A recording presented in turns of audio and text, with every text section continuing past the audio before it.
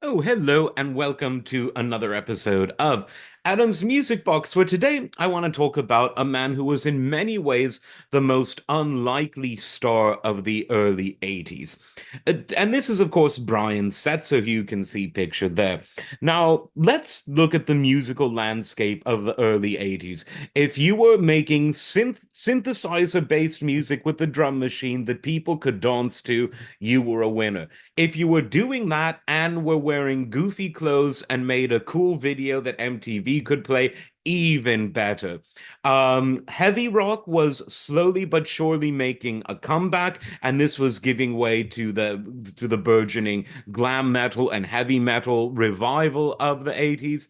But none of that stuff fit Brian Setzer's mode. Not the electrofunk that was very popular at the time, not anything.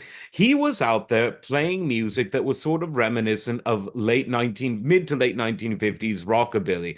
And he was doing it in a very stripped down, unproduced style that was sort of anathema to the 80s, which was an era when producers went wild. Let's put reverb on this. Let's put some sort of gated sound on the drums. Let's make the guitar sound like a synthesizer. Let's make the drums sound like a sheet metal factory. Let's have the bass recorded relatively natural, but only if you slap the hell out of it. And the Brian Setzer music that came out as a member of the Stray Cats was just nothing like that. And this proves that there is only one truth about music. There is really no genre debates per se. There is only good music and bad music. And even when a particular music might not be the flavor of the year or the month, if it's good, it will be listened to. And if it's listened to, it will sell. And the Stray Cats did. I mean, the Stray Cat Strut is a song where people would listen to it on the radio. They would know every word. They'd want to dance to it. They'd want to tap their feet to it. Rock This Town, similarly successful.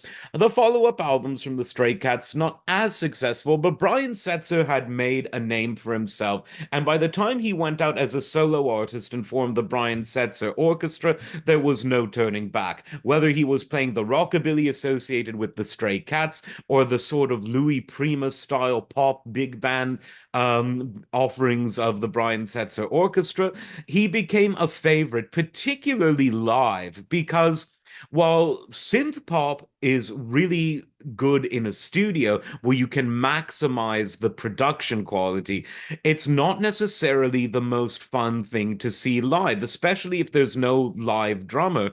You just have a drum machine there and a few guys on the synthesizers, and it doesn't have that oomph of a stage show that other genres have. It can work in clubs, doesn't necessarily work in stadiums, which is why a lot of those synth pop bands, when they do play stadiums, they sometimes bring in a real drummer to replace the drum machine. They'll bring in additional instruments, some guitars, some real basses, even some wind instruments, just to fill the stage.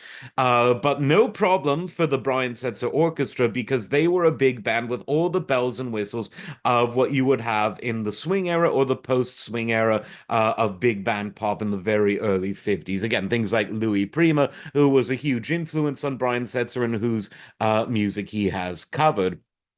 So the lesson in this is don't be intimidated if the kind of music that you're drawn to as a performer, as a producer, or as a consumer seems to be out of vogue. If you do it well, and make no apologies, people will listen to it. And that's what Brian Setzer did. The Stray Cats might have looked a bit punky, even though punk was kind of over by then. It carried on a bit in LA. It was kind of over in New York and London by then, but it had transformed. I think that's the better way to say it. And again, genres never died. There are still punks today. There are still metalheads. There are still big band swing fanatics, as you can see. So what goes around always does come around. But never be intimidated by the battles of the genres.